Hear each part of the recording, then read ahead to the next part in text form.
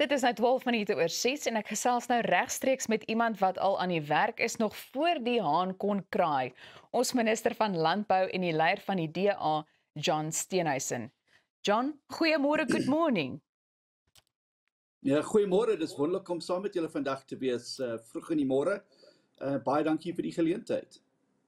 Nou minister Steenhuisen, ons wil net weet, eerstens moet ons vasstel, verkies jy 'n koppie koffie of 'n koppie tee in die oggend en hoe laat staan jy soggens op om die belangrike werk gedoen te kry?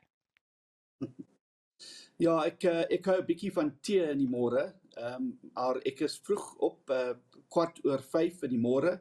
Ek het 'n klein dogtertjie wat 8 jaar oud is, sy's wakker baie vroeg in die môre. En dan is ek by die gym vir 'n bietjie en dan begin die dag, so dat 6:30, dis die 'n normale dag begin. Maar vandag is ek hier met julle. Nou ek wil so 'n bietjie fokus op die portefeulje van landbou. Ons weet jy werk aan die Afrikaans, maar die belangrike vraag, het die boere jou nou al geleer om 'n trekker te kan bestuur? Ja, jy weet, hulle het my John Deere genoem, toe ek ingestel word as die minister. Maar ek het 'n geleentheid by Nampo, Weskaap, die laaste jare, geleentheid gekry om die nuwe John Deere trekker te ry vir 'n paar 100 meter. Dit was wonderlik om so 'n groot masjien te wees. Maar toe ek uitgevind wat hierdie ding bekostig, jy kan sowel 'n Ferrari of iets koop met daai geld. Dit is baie duur.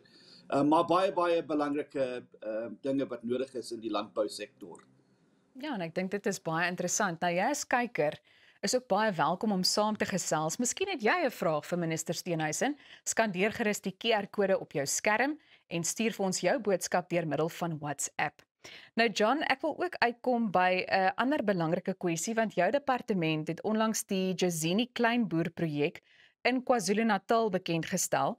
Kan jy net vir my 'n bietjie meer agtergrond gee oor hierdie spesifieke projek en dalk net sê waarom hierdie projekte so belangrik is?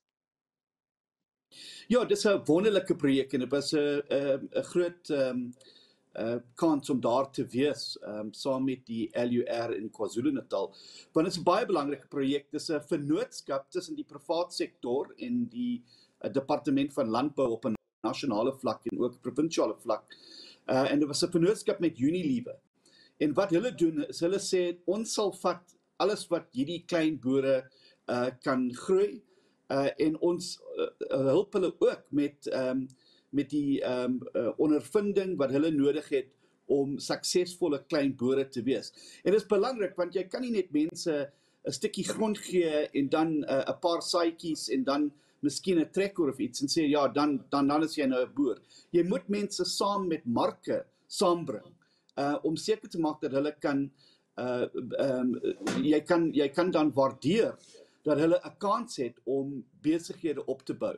En die meer klein boere wat ons in so programme kan kry, die vinniger ons sal hulle na groot boere ruil. En dis die plan. Ons wou klein boere na groot boere en kommersiële boere maak, want dan kan hulle op 'n eie twee voete staan. Hulle het besighede wat werk, hulle het besighede wat meer mense kan werksgeleenthede gee. En ek dink dis hierdie vennootskap tussen die privaat sektor en die landbousektor en selfs ook die departemente wat die verskil kan maak van suksesvolle projekte of die ander soort projekte van wat ons in die verlede gehoor het wat nie gewerk het nie. En ek dink dat dit is die ervaring en die hulp van die privaat sektor wat sal help die departement om seker te maak dat ons doele kan seker maak dat hulle tot die waarheid kom. Nou daar is ongelukkig die moontlikheid dat ons die Amerikaanse handelswetgewing AGOA kan verloor, wat ook groot druk op ons boere kan plaas. Kyk ons tans na enige alternatiewe? Ja, dit is 'n groot probleem en ons verhouding met die VAC is nie in 'n baie goeie toestand nie en daar moet werk gedoen word op daai verhouding. Want die FSA is 'n baie belangrike mark vir Suid-Afrika se produkte. En selfs ook vir beleggings na Suid-Afrika toe. So ons moet daar werk. Maar ons kan nie net op ons hande sit en seker en wag om te sien wat gebeur.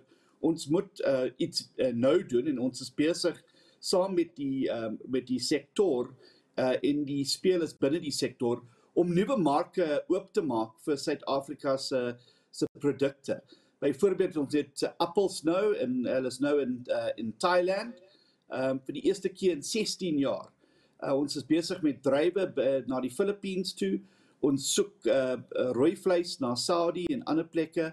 Ons soek citrus meer citrus na China, Japanje en ander plekke.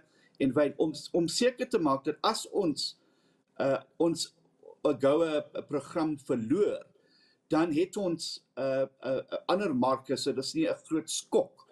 Maar die eerste ding wat ons moet doen is seker maak dat ons werk met ons verhouding met die FSA. Dis baie belangrik dat meneer Trump se administrasie hulle hou van wat hy the deal noem. Ja. En ek dink dis belangrik dat ons 'n deal op die tafel sit met al ons produkte wat ons wou uitvoer na die FSA toe.